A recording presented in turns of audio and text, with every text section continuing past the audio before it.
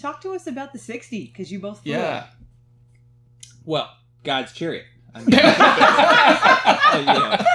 the MH-60 Sierra. It doesn't get any better.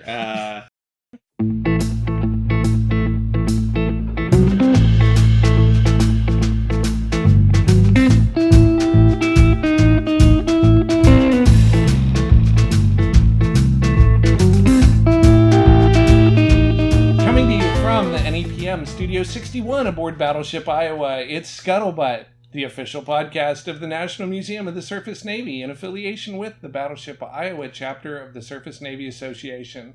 In the studio with us today, along with some regular suspects, are Kevin Borough and Jack Tribolet, both of them Navy pilots, which means I'm not going to have a lot to say in this. So welcome. Maybe we don't either. I don't know. That's possible. I doubt that. Yeah. Everybody got something to say. Well, thank you for having us. The first way to know if someone is a Navy pilot is what, of course? You would say it. They're going to tell you that they're Navy pilots, so here we Is that are. what you lead with when you walk into a party? Hi, I'm Jack, I'm Kevin, I'm a Navy pilot. Usually we're wearing something that gives it away right away, so... You're not today, for those not watching at home, for those listening. He is wearing a USC sweater. Which we are just fine with in this room. We have a little rivalry in the room with the game this weekend, so... No, I'm on your side. Oh! I'm USC grad too. That's right. You're confusing me with the UCLA. Yeah. All right. Well, Kevin's being very quiet. Well, I was going to say that joke is usually reserved more for F-14 guys. It's like, how do you know an F-14 guy? Because they'll tell you. They'll lead with that, but those guys are, can't stand them. not in the Navy anymore. Yeah. Well, I would hear it with the Switties and with like on the East Coast. How do you know someone's a Switty, which is the Special Weapons and Tactics Instructor, the helicopter's version of Top Gun, which is She-Wolf. Of course, they're wearing a patch, but they will tell you very quickly that they are one of them. What they're doing. So we got an East Coast pilot and a West Coast pilot, is that correct? That's correct. West Coast, kind of. I was in Japan for 3 years and then out to the West Coast. Japan counts as West. Very Coast. west. Yeah, very, very west. I served on both coasts enlisted, and it's like being in different navies. It is. West Coast is way more chill than you guys. So I've done both West and East Coast. So I spent time in Lemoore and San Diego, and then a bunch in Norfolk as well. My enlisted time was in Lemoore and San Diego. That's a little different. So is that a cultural difference, or is it the flying environment difference? What do you mean? It's cultural. I'd say it's cultural. It's like the West Coast is a little bit more laid back, which is maybe just a California thing also in general. Yeah. I think it's more a feature of you're farther from DC. Honestly. That too. Yeah. I think you're so close to DC when you're back there, and I served on the Battleship, as everybody knows. Speaking of leading with things, But we were the bleeding edge of the Sword of Freedom, and so everybody wanted to ride on the Battleship. We got in trouble for painting little taxi symbols up on the 08 level splinter shield for the number of times we got underway to give people rides. Oh. But you're there and you're close, and people just show up, and so people are a lot more uptight. I buy it. I've always heard the DC thing. Norfolk is so close to DC that we had the high-level flags down there quite a bit. So, yeah, I think that's. In my, limited encounters with the Navy in an official capacity, it's a lot of the folks that fly out for Fleet Week or us flying back to DC for the Surface Navy Association Symposium, where everyone's in suit and ties and trying to impress everyone else more than the last, and we're there to make friends, talk about what we're doing, and occasionally smoke a cigar. And it's just a different kind of culture. I think people, in a way, aren't expecting us to come in with that attitude, because everyone else is ready to talk about at all their booths at SNA. All right, this is exactly what we're talking about. This is how you can improve our Navy today. And we're there much more personable, inviting them to hang out and learn more about what we're doing, but who we are as people. And I think it's a kind of a different take on how to build relationships at that event that you just don't see at a lot of other Navy events, in my limited experience. But with Fleet Week, I think we took a similar approach to that, where it's like, have the community come and connect in and welcome the Navy into our own community and how we live and our culture and everything like that. So I don't know. I think that's why people like coming out to Fleet Week from the other locations across the country, is to participate and have that feeling, because you're more welcomed and free to do kind of what you want to do. Yeah, I'd buy that. Well, I like the way we do Fleet Week too. I mean, I've been subject to Fleet Week in New York and in San Diego as mandatory fun, and we try really hard to not do the mandatory fun thing. Yeah. You know, Which would just be fun. it's a theory. It could just be fun. Yeah. It's a theory.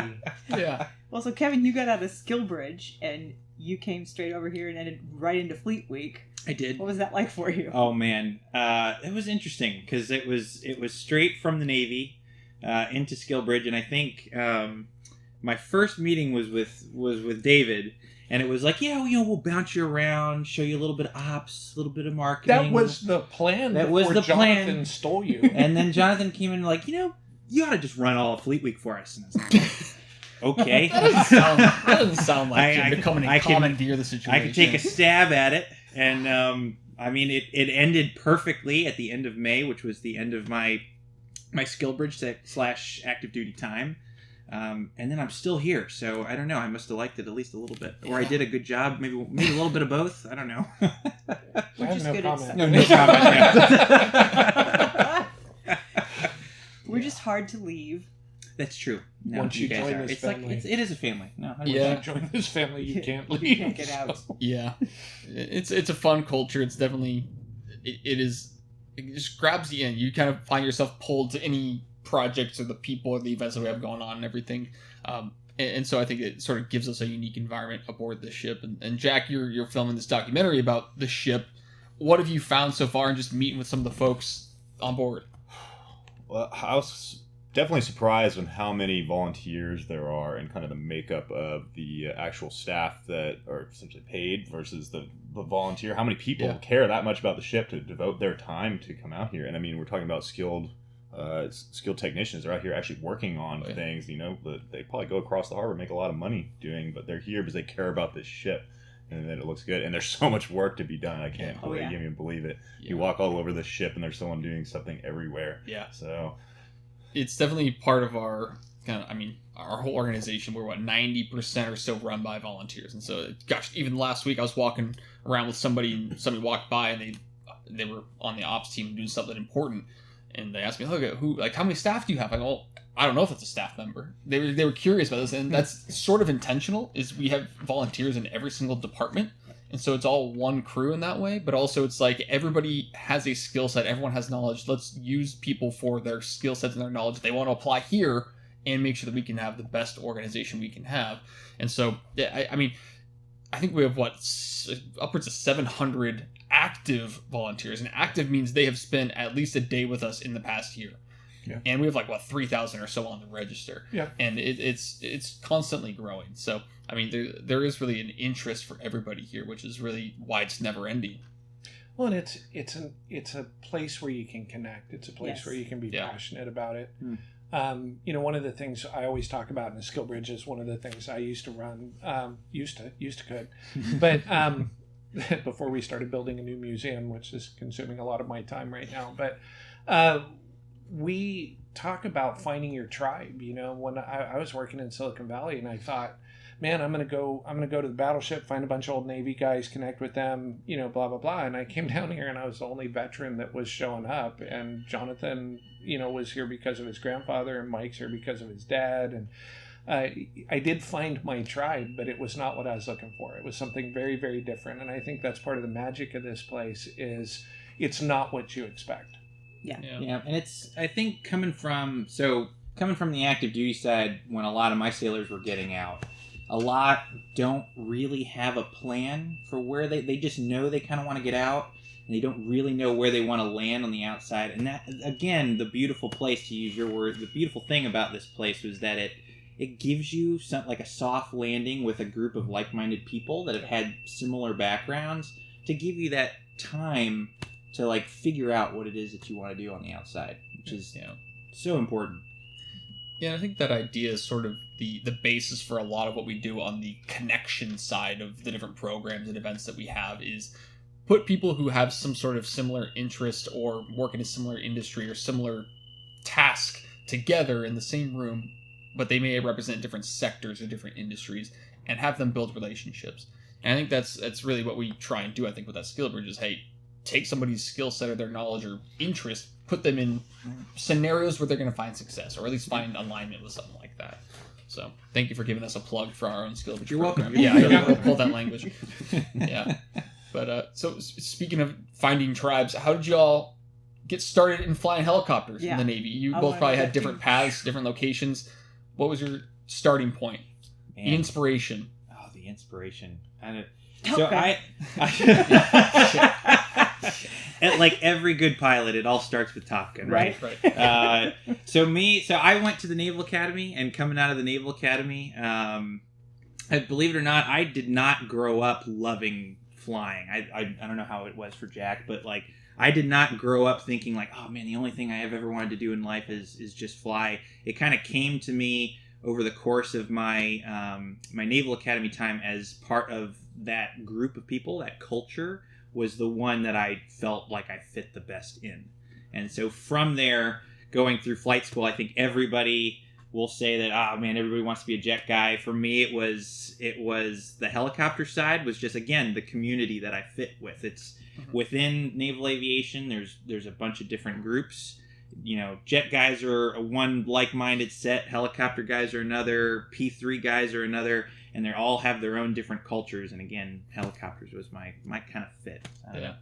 Maybe Jack has a different story. I don't know. My story is much longer and quite different than yours. For sure. So aviation in my family is a legacy path. That being said, my great-grandfather, he was a Navy pilot in the 1920s after commanding a destroyer in World War I. What? Whoa. And he was killed in a plane crash, I think, in 1933. I may be getting that wrong. It's right in the beginning of the 30s.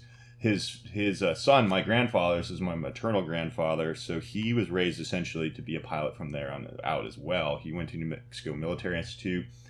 He was already in the Army Air Corps when World War II kicked off, and then he was a B-24 pilot and served in Europe. And he did, I believe it was 11 or 12 missions, and he was shot down April 1st, 1944, so before D-Day, crashed into the English Channel. Because of the way that he managed to do the ditch into the water, which was actually contrary to what they were taught at the time. If you've seen the movie Unbroken, they actually show a ditching scene in that movie where they come in and drag their tail along the water. Mm-hmm. That was actually the preferred method at the time before my grandfather, Jack Black, because he had a gear up landing before that in a training aircraft. He knew to do a belly landing in the water. So he did a belly landing. The aircraft didn't break in half as it was normal would happen. Two members of his crew died, but the rest survived. And so he earned a Distinguished Flying Cross for that. Wow. Like, he was done flying after that. He broke his femur. He was really injured from that. He was at sea for days. Oh, man. So they were so close to the shore of Normandy that the Germans were shooting at them in the water. Crazy stuff, right? Yeah. So he and my grandmother, who was actually a Civil Air Patrol pilot during World War II. Yeah. So it's almost everyone. All four of their kids. So my mother, two uncles, and my aunt are all pilots as well. So it was kind of a required thing. You were doomed to it. That being said, I tried really hard to not be a pilot. So really? I actually did Army ROTC in college. I really wanted to be on the ground. So this was when the wars were in full swing, right? Yeah. This was in 2006.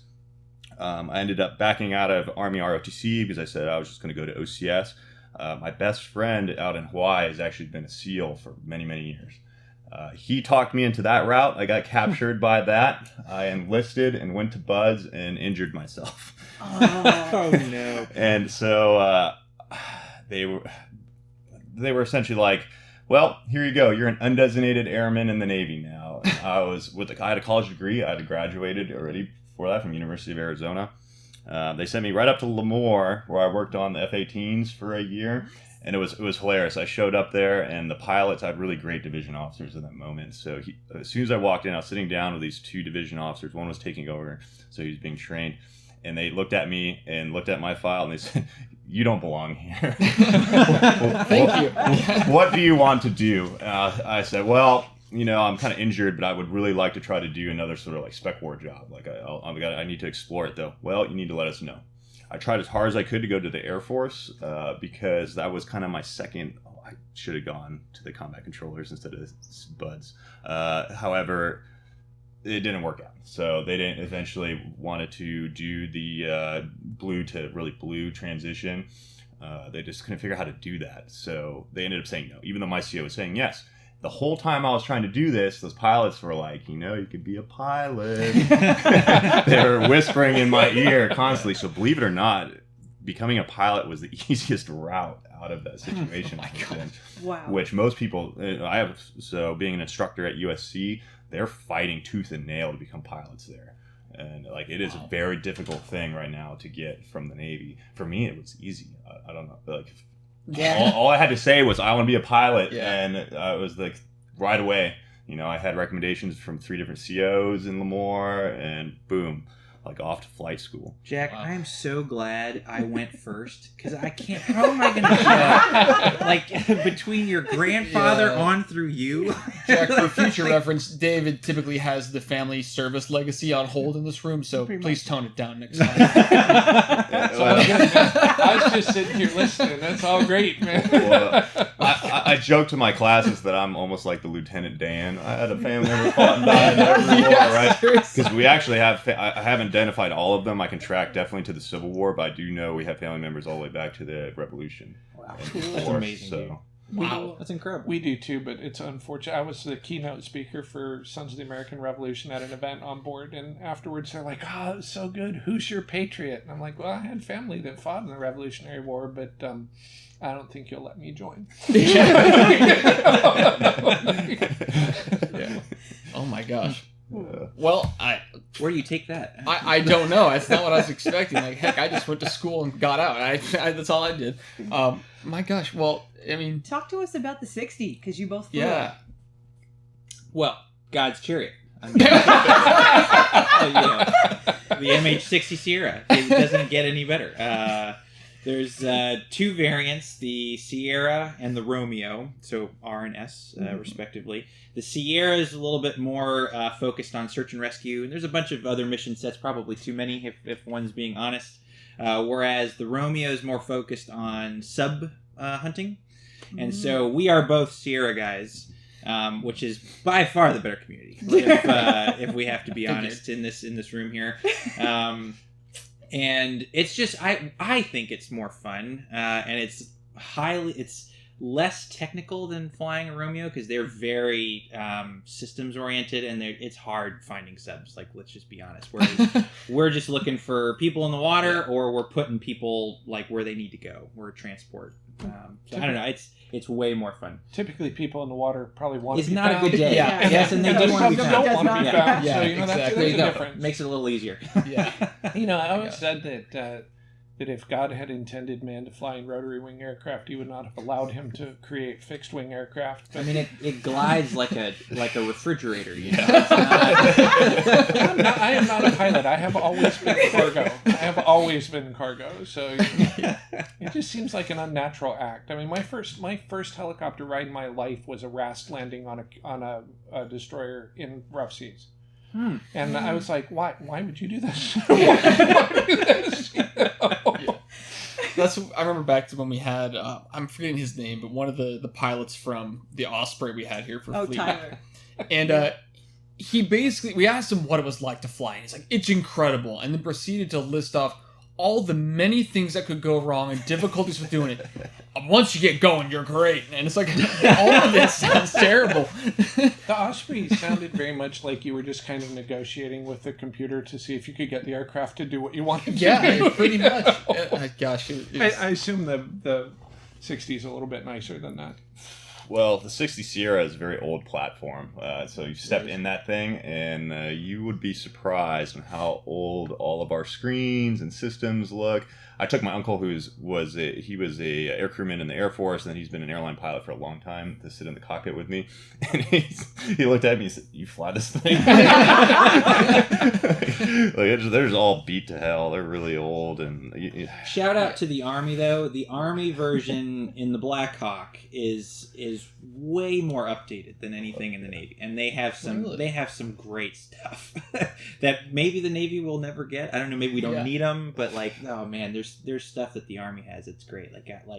their screens will have moving maps of terrain and stuff, and ours is just black with a green line that's showing you where you're going. So If they weren't splitting up that Navy budget with the Marine Corps, you yeah, have I stuff know. like this. I know. Yep, fun conversation going on there. It's going to go on a little bit longer. Make sure to come back for part 2 because Kevin and Jack got into some kind of hair-raising stories about bad weather flying. You don't want to miss those. As ever, thanks for tuning in to Scuttlebutt. If you have any comments, questions, feedback, suggestions, drop them in the comments or shoot us an email at podcast@labattleship.com, or as David Canfield likes to say, podcast@labattleship.com. And we will catch you soon.